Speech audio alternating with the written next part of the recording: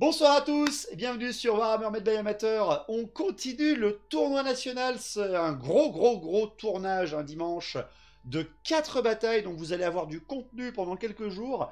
Nous avons à cette bataille pour aujourd'hui la grande rencontre de votre serviteur et de ses rois des tombes et surtout de Parmabarbe qui vient jouer pour la première fois, c'est Royaume Ogre. Une bataille à 2000 points dans le cadre du concours avec Warhammer Battle France Facebook, donc on va pouvoir un petit peu discuter là-dessus. Et tout de suite, les listes d'armées.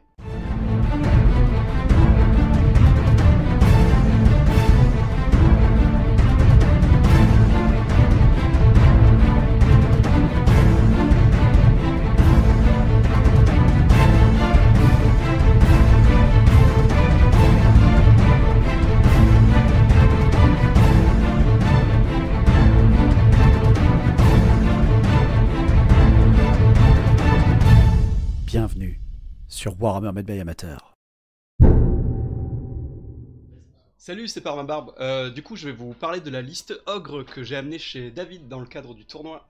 Donc, moi, mon armée sera représentée par un désosseur ogre, sorcier de niveau 4 avec le domaine de la gastromancie, histoire d'envoyer de la marmite. Ensuite, on a un cogneur GB avec grande bannière, histoire de garder un peu de morale dans tout ça. On sait que les ogres, au niveau moral, c'est un peu compliqué. Ensuite, niveau unité de base, j'ai un gros pack de ventre dur où je vais mettre mes personnages. Ça va être un peu le noyau de l'armée. C'est vraiment ça qui va venir impacter en fait les autres unités. Globalement, après, en tir, on a 2 unités de 3 crash-plomb, pardon. Et un bout de fer en unité rare. On a aussi un cannibale qui va venir en embuscade, histoire d'embêter un peu les machines de guerre ennemies. Et en monstre, en gros monstre, on a le Masterrock, je voulais le prendre histoire de voir un peu comment il pouvait impacter tout ça. Et enfin 3 Ferox, parce qu'on sait qu'ils sont costauds, et globalement, ouais, ça fait peur à l'ennemi, même si c'est quand même assez dépendant des dés. Et voilà. Et oui, me revoilà avec un peu plus de vêtements. Oui, parce que j'ai pleuré après la dernière bataille contre les nains. Aujourd'hui, on affronte de l'ogre. L'ogre, ça veut nous manger, donc on va lui défoncer sa tronche, bien évidemment. Pour ma liste d'armées, mon armée est toujours commandée par mon grand prêtre Lich, niveau 3, avec une petite invulnérable et un petit parchemin. J'ai rajouté avec lui le prince d'Ancortep, la cité d'où je viens bien entendu, avec armes lourdes, armure lourde et un petit homme du dragon. Vous rajoutez encore à cela le héros des tombes, avec son bouclier enchanté qui accompagne le prince. Vous rajoutez les unités de base. 2 fois 25 guerriers squelettes, lance, bouclier, étendard et musicien, tout ça pour tanker et prendre les coups. On va envoyer aux ogres de quoi se rogner les dents. Derrière après, en petite unité de base, pour finir, les 5 petits éclaireurs cavaliers squelettes. Les unités spéciales, c'est 18 gardiens des tombes, avec étendard, musicien, hallebarde et petit bouclier pour résister aux tirs, même si ça fait quand même mal les tirs ogres.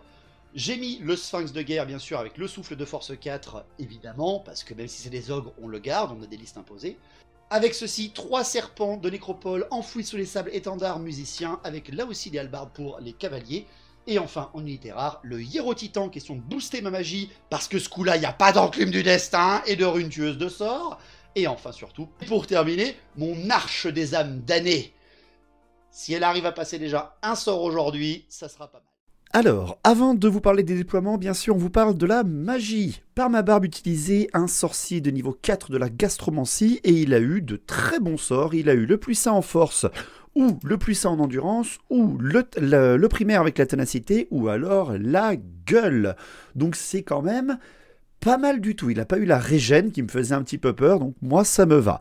Derrière après, pour ce qui est de mes rois des tombes, je n'avais qu'un sorcier niveau 3 qui est mon hiérophante.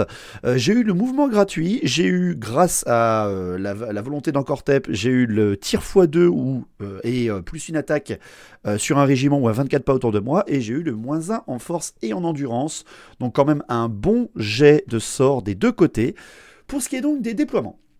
Pour ce qui est des déploiements, donc, j'ai déployé mon armée Roi des Tombes. Bon, Parmabarbe, il n'avait pas trop l'habitude de jouer déjà de base, mais surtout après derrière, il n'avait jamais affronté les Rois des Tombes, donc bien entendu, on lui a expliqué quelles étaient les forces et faiblesses, et on lui a laissé choisir sa table, d'où la volonté de choisir un combat dans les montagnes.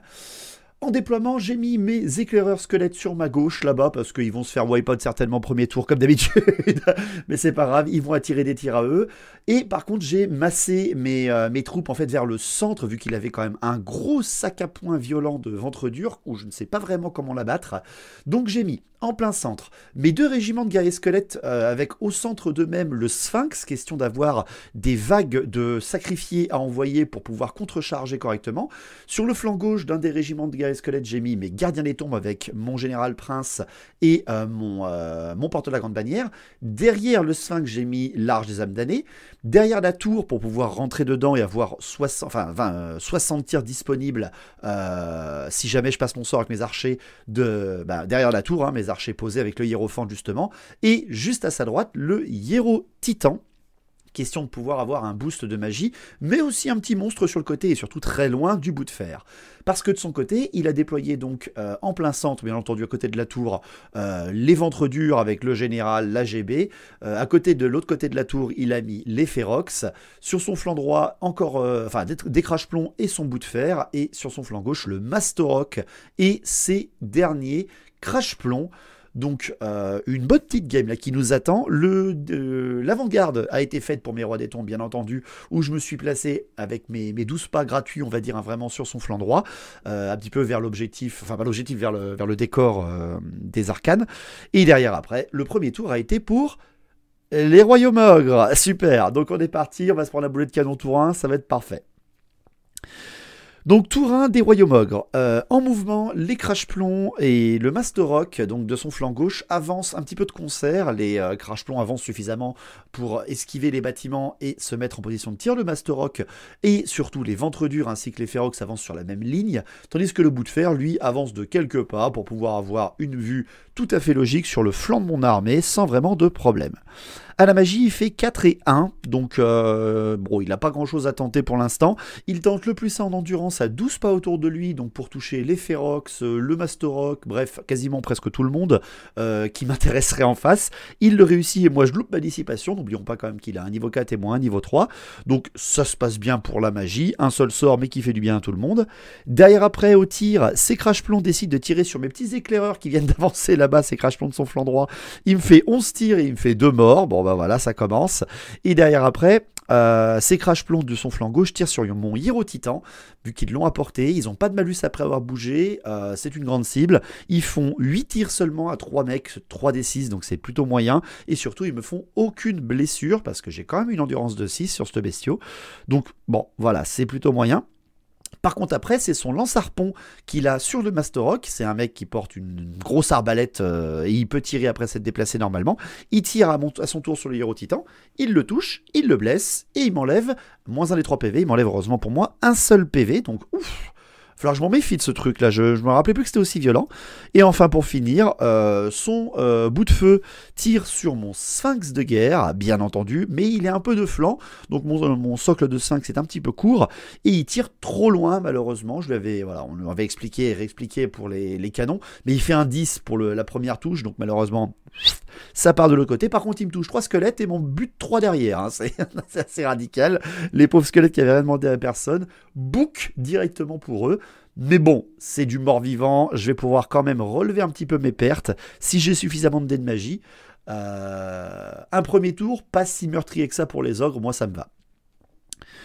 Premier tour des rois des tombes, eh bien en mouvement, j'amène mes archers dans la tour. Hein. J'ai pas peur de me prendre une charge ou quoi que ce soit parce que c'est le Mastorok. S'il charge, il pourra pas utiliser ses touches d'impact ou quoi que ce soit sur mes archers. Donc je les place là pour avoir une grosse basse tir. Par contre, j'amène devant lui, littéralement devant lui, mes guerriers squelettes blessés parce que je veux justement qu'il charge dedans, qu'il s'empêtre dedans et qu'il se prenne une double charge de mon Sphinx et mon Hiero Titan que j'avance juste un petit peu pour pouvoir justement le menacer pour une contre-charge.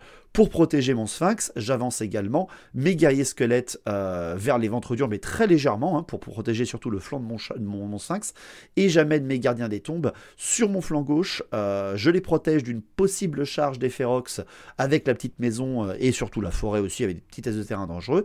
Ça me libère la vue pour mon arche des âmes damnées sur le bout de fer, et j'amène mes petits cavaliers squelettes en direction des Ferox pour les réorienter justement en direction des gardiens des tombes. À la magie, je fais 4 et 2, mais mon arche des âmes damnées me donne 2 dés de plus. Donc c'est plutôt pas mal. Je tente mon mouvement gratuit à 24 pas autour de moi. Donc ça fait littéralement toute mon armée. Je pourrais faire un mouvement gratuit avec toute mon armée, ce qui m'arrangerait plutôt bien. Je le passe et par ma barbe décide de me le laisser passer. Il décide de me le laisser passer parce qu'en même temps il conserve mes dés pour arrêter tout le reste. Je réussis mon sort et surtout le plus intéressant, je ne bouge quasiment rien mis à part mes cavaliers squelettes. Pourquoi? Parce que mes cavaliers squelettes, avec leur petit 8 de mouvement quand même gratos qu'ils peuvent faire maintenant, se placent devant les Ferox et les réorientent. Donc la magie fonctionne quand on ne me la coupe pas. Et surtout, je récupère tout ce que j'avais perdu. Mes cavaliers reviennent full PV parce qu'ils regagnent des PV grâce au sort d'amélioration que je viens de lancer. Mes gars squelettes qui sont pris un boulet de canon repoussent. Et le héros titan récupère son PV perdu, donc c'est un bon sort de tour 1. Je balance après mon tir x2 sur mes archers, parce que là c'est gratos, il faut absolument que je le fasse. Le seul truc c'est que par ma barbe utilise directement son parchemin de dissipation, il ne veut pas se prendre la saturation des 60 tirs, touché 5+, blessé 5+. Et derrière après, je tente mon arche des âmes damnées sur son bout de fer, mais là il dispose encore de tous ses dés. Donc il me dissipe automatiquement, sans souci. Au tir, j'ai quand même 30 tirs d'archer, je balance ça sur les crash plombs qui sont devant moi, parce qu'au final, eux, ils n'ont pas le plus en endurance, je tire dessus et j'en bute un. Bon, c'est toujours ça de prix, moi je prends, et heureusement pour il n'y a pas de panique.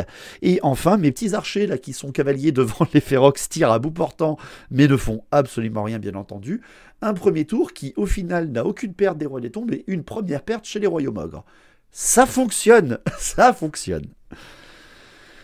Donc tour 2 des royaumes ogres. Tour 2 des royaumes ogres, eh bien, il attend pas, il y va, il balance la sauce. On est ogre, hein, on est beaucoup plus fort quand on charge, et de toute façon, il voulait le faire, il avait envie de balancer les dés. Il fait une triple charge, les Ferox chargent les cavaliers squelettes, le Mastoroc charge mes guerriers squelettes, et surtout, ses ventres durs chargent mon régiment de guerriers squelettes. Ça va faire très très mal, bien entendu. Ces crash plombs de son flanc droit s'avancent devant le bout de fer pour pouvoir avoir un petit axe de vue sur de son flanc droit vers le flanc gauche de son côté. Derrière après, ces autres crash plombs qui eux se déplacent pour voir le héros titan de front au cas où ils viennent faire une bêtise et pour pouvoir tirer en riposte, etc. Bref, il couvre ses flancs. Son bout de fer qui est une grande cible va au-dessus de tout quasiment, donc il peut tirer sans souci parce qu'il veut tirer sur l'arche des âmes damnées bien évidemment. Donc il ne bouge pas. À la magie, il fait un 6 et 1, donc ça c'est plutôt pas mal pour Parmabarbe. Il tente le plus 1 en endurance seulement sur ses ventres durs, parce qu'il a beaucoup de dés, il veut lancer plusieurs sorts, et ça c'est logique, on est bien d'accord. Et il réussit son sort, mais avec un irrésistible, ah là là là là, et il fait un irrésistible 10. Et c'est là qu'il jette le 1 des 3 niveaux de magie perdu sur son désosseur, et il va perdre 3 niveaux de magie, il va perdre son sort plus 1 en endurance, il va perdre le primaire qui rend tenace, et il va perdre la gueule. C'est terrible, il perd le reste de ses dés, c'est la panique absolue. Il a passé juste un plus 1 en endurance sur ses ventres durs. C'est terrible, hein, c'est terrible. Quand j'ai vu ça, j'ai fait oh là là, le pauvre, le pauvre. Après, rien n'est fait, hein, rien n'est fait parce que là, il vient de me charger tout le monde. Il va me wipe out tous mes régiments qu'il a encaissés. Hein. Ça va être plutôt violent. Pour ce qui est de ses tirs, bon, il essaie de rattraper le coup. Les crash plombs qui sont sur sa flanc gauche tirent sur le héros titan justement pour lui arracher le PV qu'il a récupéré. Malheureusement, ils ne font aucun kill. Ils n'enlèvent absolument rien. Bon, endurance de 6 contre force de 4 au tir. Bah, il fait pas grand chose, surtout qu'il ne fait que 5 tirs avec 2 mecs, donc c'est un peu la mouise. Par contre, ces crash plombs sur l'autre côté tirent sur mes gardiens des tombes qui sont à couvert lourd parce qu'ils sont derrière un abri, plus la forêt.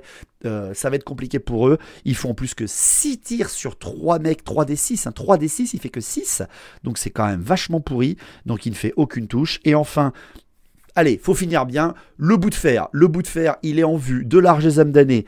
Il a vu qu'il avait tiré un peu plus loin. Je lui explique, voilà, tirer à 6-7 pas avec un canon devant un objectif, tu vas pouvoir le toucher. Il vise, il touche l'arche des âmes damnées, il touche l'arme des âmes damnées, et c'est là que je regarde, même moi j'ai été étonné, elle a endu 10. Elle a endu 10. Elle a plus d'endurance qu'un sphinx de guerre, l'arche des âmes damnées. Ce qui fait qu'avec son boulet force 10, il me blesse sur 4+, il teste de me blesser et il fait 2. il ne me blesse pas l'Arche des âmes damnées, elle survit à un boulet de canon en pleine tronche. Quelle horreur! Quelle horreur! J'ai oublié de parler dans sa phase de mouvement qu'il y a quand même l'arrivée de son cannibale, hein, bien entendu, qui arrive dans le dos de mon Arche des âmes damnées, bien évidemment. Donc, corps à corps, là c'est peut-être pas pareil. Bon, les Ferox, est-ce que j'en parle vraiment?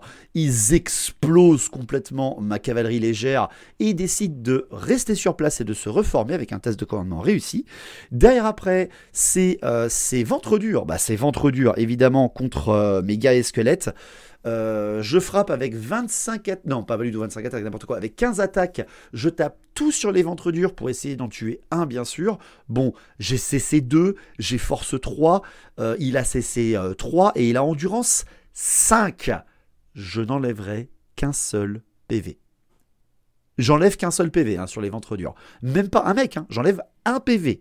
Ce qui fait que derrière après, il m'oblitère à la tronche, il me tue 18 squelettes rien qu'au corps à corps, ce qui fait qu'à l'instabilité, pouf, mon régiment disparaît et il restera sur place vu qu'il m'a tué à l'instabilité.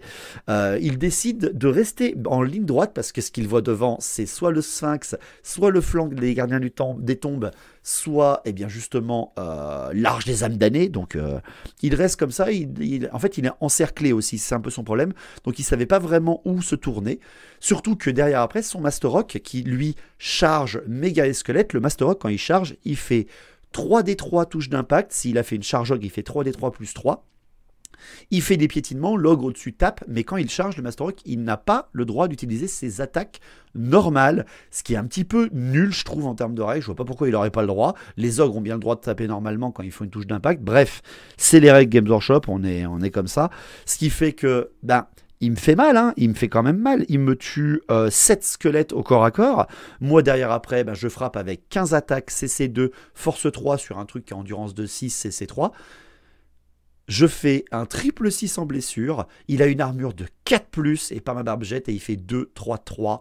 J'enlève 3 PV au Master Rock avec des guerriers squelettes, ce qui fait qu'au résultat de combat, je perds 2 guerriers de squelettes de plus, mais franchement, je m'en tamponne, parce que je lui ai enlevé midlife avec des mecs force 3, et après, c'est mon tour. Donc le Master Rock s'est fait tanker par un nœud de squelette assez costaud. Donc tour 2 des rois des tombes, je tente le coup parce que là je sens venir le problème. Je tente 2 charges, et seulement 2 charges, j'en tente pas 3, je tente pas de charger avec le Hiero Titan sur le flanc du Master Rock, je charge avec le Sphinx par contre parce qu'il faut absolument que j'y aille, je charge avec le Sphinx dans le Master Rock sur son flanc, parce que je l'ai 2 flancs, et derrière après, je charge également avec mes gardes des tombes en direction des Ferox, parce que ça me permettrait d'esquiver les ventres durs, qui sont justement un ventre trop dur, le nœud de l'armée beaucoup trop costaud, et mes halbardes force 5, mon coup fatal qui pourrait enlever quand même la grosse armure des mecs, leur enlever avec un PV, mais enlever la grosse armure, ça serait pas mal contre des Ferox, surtout que j'ai le bonus fixe, j'ai des héros, ça peut être pas mal. Malheureusement, je louperai ma charge de mes gardes des tombes, mais je loupe ma charge, j'avance quand même de 4 pas, ce qui fait que je sors de l'axe de vue des ventres durs, et ça me va carrément.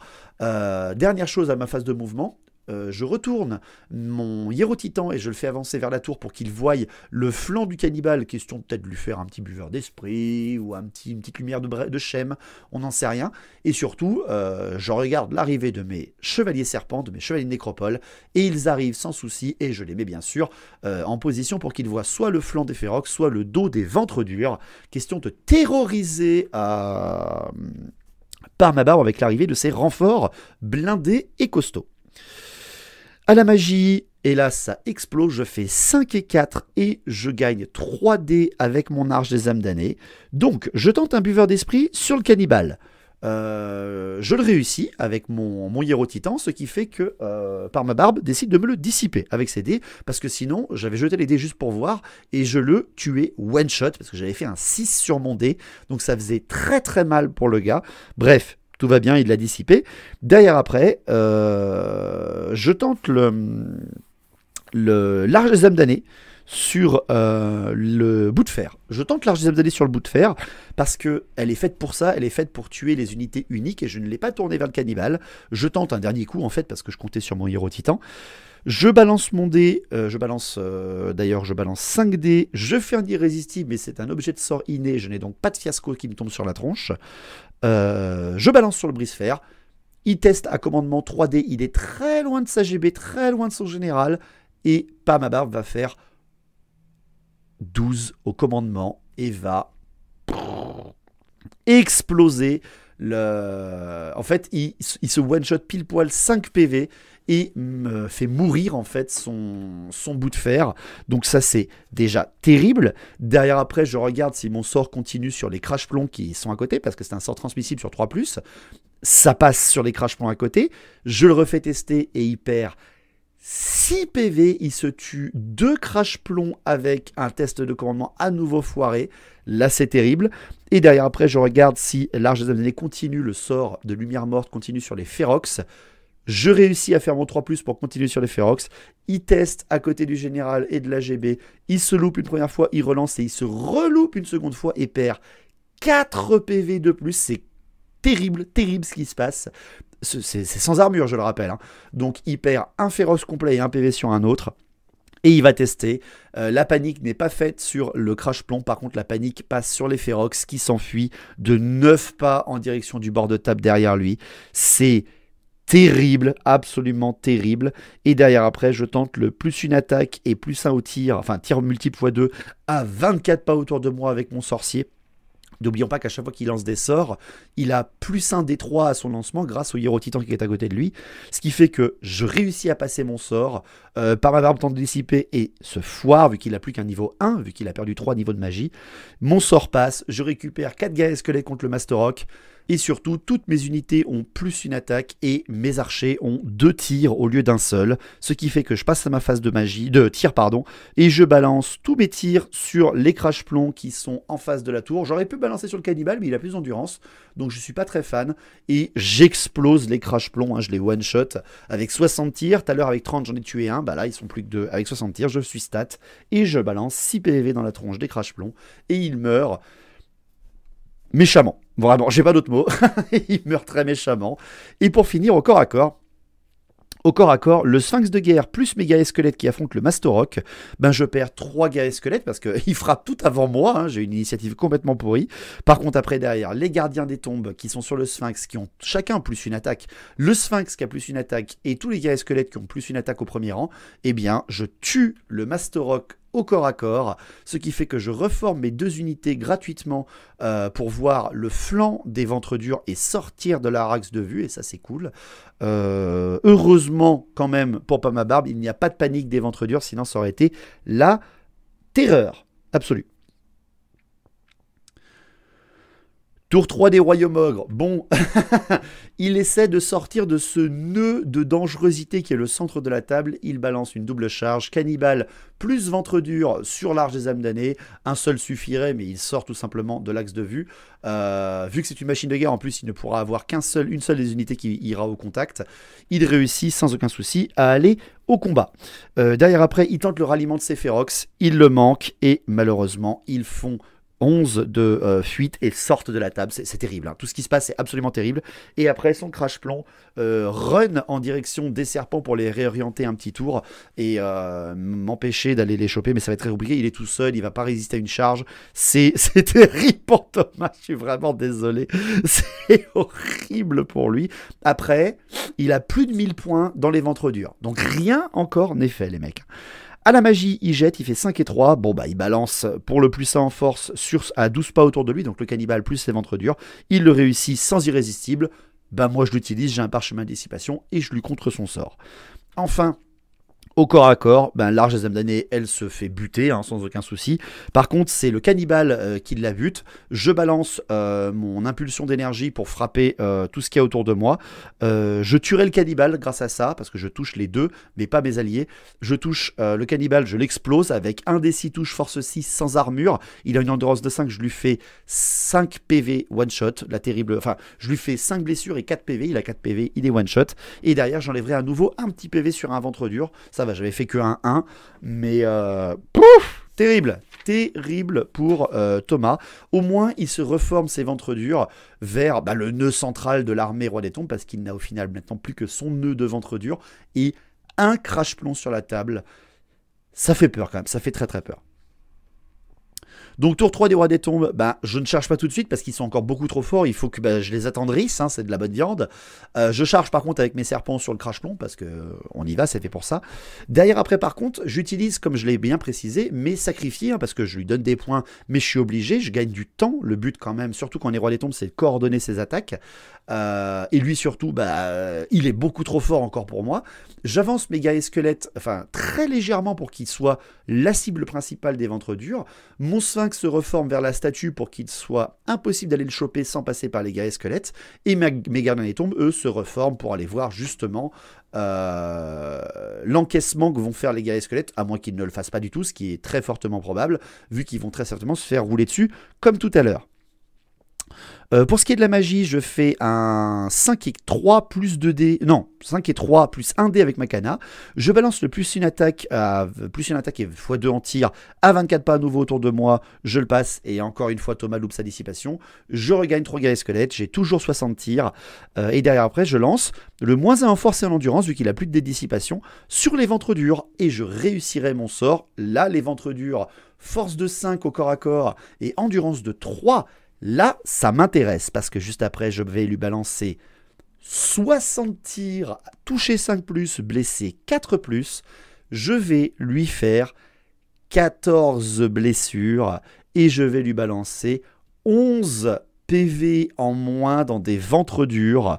Heureusement, à nouveau pour pas ma barbe, il n'y a pas de panique, mais surtout, je viens d'annihiler une ligne complète de ventres durs et ça, c'est bien. Au corps à corps, là aussi, est-ce que c'est précisé? Le crash-plomb se fait exploser par les serpents. Je fais une charge irrésistible et j'avance en direction de mes gardiens des tombes sans vraiment de surprise. Donc là, les ventres durs, ils sont tout seuls. Ils ont 2 héros et ils sont plus que 6. Mais derrière, après, il y a quand même un bon gros nœud de roi des tombes. Mais attention, c'est quand même des ventres durs. Ça peut annihiler tout ce qu'il y a sur ma table. Donc il faut vraiment que je me méfie. Tour 4 des royaumes ogres, la charge, comme je l'avais prévu, il est obligé d'y aller s'il veut marquer des points et surtout il ne peut pas rester en arrière parce qu'il n'a plus de sort de distance, il n'a plus de tir, il faut qu'il aille au corps à corps pour se protéger justement de mes tirs. Il fait la charge ogre, enfin il fait la charge des ventres durs sur mes guerriers squelettes, ça passe sans aucun souci. À la magie, il a suffisamment de dés pour faire le +1 en force, il a 7 dés. Il balance son test à 5D pour éviter un fiasco et malheureusement il fait à nouveau un iré. Bon, il fait un iré 7, il s'enlèvera 3 PV sur un ogre. Donc en fait il se touche 3 ogres avec son gars et il fera un perfect sur ses ogres malheureusement. Donc il se tuera un ogre tout seul pour avoir un +1 en force. Et derrière, il me tuera un seul guerrier squelette parce que son désosseur est vraiment au coin du régiment et il me touche qu'un seul guerrier squelette. C'est terrible, hein, c'est vraiment terrible. Ce qui fait que derrière, après, par contre, au corps à corps, je fais absolument rien aux ogres alors que je tape avant. Et derrière, il m'explose à l'instabilité et donc se reforme pour voir le sphinx, pour voir les gardiens des tombes, pour voir les serpents. Ils ignorent les archers parce qu'aller au corps à corps là-dedans, ça sert pas à grand chose, il va perdre trop de temps et il risque de se faire prendre dans le dos derrière. Donc à mon tour, je charge pas parce que je veux voir ma triple charge sur les ventres durs. Par contre, à nouveau, j'envoie mon nœud dur. J'ai des guerriers squelettes qui sont là pour tanker ce qui arrive en face, et si ils meurent, comme c'est prévu, les uns après les autres, là, comme si c'est passé sur cette bataille, eh bien j'envoie mes gardiens des tombes en avant maintenant. C'est un nœud plus costaud, mais ça reste un petit nœud défensif. Je l'envoie devant, littéralement, hein, je le donne à l'adversaire pour qu'il vienne me charger. Par contre, après, derrière, j'encercle tout le monde, je réoriente légèrement ces ventres durs pour qu'ils viennent charger que mes gardiens des tombes. Le sphinx passe sur le côté, les serpents viennent sur le front après la réorientation et le héros titan arrive par derrière. J'ai une armée basée tir magie, hein, j'ai pas une armée corps à corps, donc il faut vraiment que je fasse ça tant que je peux le faire. À la magie, je fais 3 et 1, heureusement ça se calme un peu pour Thomas. Je tente seulement le -1 en force et en endurance sur les ventres durs, je le passe, mais encore une fois, j'ai mon bonus de héros titan et lui n'a même plus qu'un niveau 1. Mon sort passe, il peut rien faire. Donc -1 en force et en endurance, les ventres durs restent à endurance de 3, et c'est là que le sphinx utilise son souffle sur les ventres durs. Bon, j'enlèverai que 2 PV, mais ça tue un des ogres qui était blessé. Et enfin, mes archers qui sont revenus à 30 tirs, tirent sur les ventres durs et tueront 4 PV dedans. Donc là, il ne reste plus que 3 ventres durs et les 2 héros. On est fin du tour 4, ils sont vachement blessés. On va voir ce qui va se passer pour le tour 5, qui sera, je pense, certainement le dernier. Dernier tour, tour 5 des royaumes ogres, la charge des ventres durs dans les gardiens des tombes bien sûr. Il doit me charger et me tuer sinon il va se prendre beaucoup trop de touches dans la gueule. Et surtout, l'important, c'est qu'il fait une charge ogre. Enfin, bon, il aurait dû la faire un tour avant, ça aurait été plus efficace. Même si ce régiment m'a one-shoté tout ce qu'il avait en face de lui à chaque fois. Il fait une charge ogre sans aucun souci sur mes gardiens des tombes. Il balance à la magie, il fait le puissant en force. Et je loupe ma dissipation, ce qui fait qu'il va m'exploser ce qu'il peut. Bon, par contre, c'est des halbardiers avec un prince plus un héros des tombes. Bon, c'est pas la même. Hein. J'arracherai 7 PV dans les ventres durs seulement. J'arriverai pas à empocher les points des ventres durs en contre-attaque. Donc je vais me prendre quand même quelques touches. Par contre, après, derrière, la violence de ce régiment. Mon régiment de gardiens des tombes, ils sont 18 plus 2 héros. Je vais perdre 17 gardes des tombes. Oh, la charge des ogres, ça fait mal. Ça fait très mal. Mais mon régiment, alors je perds 17 avec l'instabilité, hein, bien sûr. Je ne perds pas 17 dégâts, vu que c'est quasiment impossible de me faire autant de dégâts. C'est mon instabilité qui m'enlève à la fin 17 mecs, mais quand même, c'est violent, violent, violent. Donc, tour 5 des royaumes, des rois des tombes, vu qu'il me reste un roi des tombes, gardien des tombes et 2 héros, je décide d'utiliser mon plan et de contrecharger vu que j'ai tanké suffisamment. J'envoie mon sphinx et mon héros titan dans le dos, mais je n'envoie pas mes serpents parce que ça va être très compliqué d'arriver au CAC, surtout que je vais essayer de faire un défi avec le désosseur, ça serait drôle, avec mon prince des tombes. Donc derrière, le héros titan et le sphinx arrivent dans le dos des ventres durs, et surtout que mes serpents ne pouvaient pas aller dans le corps à corps vu qu'il y avait un défi, et le désosseur était en défi contre le prince, et c'était la seule chose qu'ils auraient pu toucher. Donc à la magie, je fais un 6 et 3, je relance à nouveau le moins 1 en force et en endurance sur les ventres durs, ça passe, et il n'arrive pas à me dissiper, et je balance le plus une attaque à 24 pas autour de moi, je le loupe, ça c'est important, et je termine avec le petit sort de ma bannière gardien des tombes qui était toujours là dans le régiment parce que je n'ai pas de chef de régiment dans les gardiens des tombes. Ils ont une petite bannière magique qui leur feront gagner un des 6 plus un mec perdu. Je le réussis et je regagne seulement 2 gardiens des tombes, donc super, l'objet à 50 points quoi. Et derrière au corps à corps c'est tout simple, les gardiens des tombes tueront d'abord le dernier ventre dur. Mon héros des tombes va blesser le GB. Le GB des royaumes ogres va me tuer 3 gardiens des tombes, ce qui fait 2 gardiens des tombes, ce qui fait qu'il m'en reste toujours un sur la table. Par contre derrière après, le héros titan va finir le cogneur. Et aidé par contre par le sphinx, hein, parce que sinon ça ne suffisait pas à tuer le cogneur, ce qui fait qu'à la fin mon duel entre mon prince et mon prince général et le général adverse du désosseur qui a une CC10 et tout, qui est très compliqué à toucher, eh bien je ne vais lui enlever qu'un seul PV et lui il va m'enlever 2 PV sur 3. On est là, j'ai gagné le combat avec la charge de dos, etc. Le désosseur est tout seul à moins 1 PV. Il n'est plus tenace car la ténacité était donnée par l'AGB. Et il va donc s'enfuir et sera rattrapé, tenez-vous bien, par tout le monde. Les gardiens des tombes, le sphinx et le héros titan vont rattraper le désosseur en fuite. Et on termine ce tour 5 avec une annihilation de Thomas. Je suis désolé. Et comme quoi, mon fonctionnement par contre peut bien marcher entre la magie, les tirs et les contre-charges que peuvent amener les rois des tombes. C'était une sacrée partie. Thomas a été un adversaire très intéressant et très gentil. Merci à lui, mais c'est une victoire des rois des tombes. Yes! Bon, alors Thomas, ça m'a fait mal. Ça a fait mal. J'avoue, l'arche des âmes damnées. Ah la vache, c'est honteux. 135 points pour ça? Ouais. Non, c'est moche. Franchement, c'est il moche. faudrait déchirer la page du livre d'armée. Mais vraiment, hein, c'est honteux, comme on dit. C'est honteux. Voilà. C'est honteux. Non, mais quand sinon, même. super bataille. Bonne game. Je me suis régalé, vous rencontrez tous. C'était Puis le pack, le pack de ventre dur, il a fallu que j'y envoie dessus quand même. Ah bah en même temps, c'est impactant. 12 ouais, ventres durs avec les persos.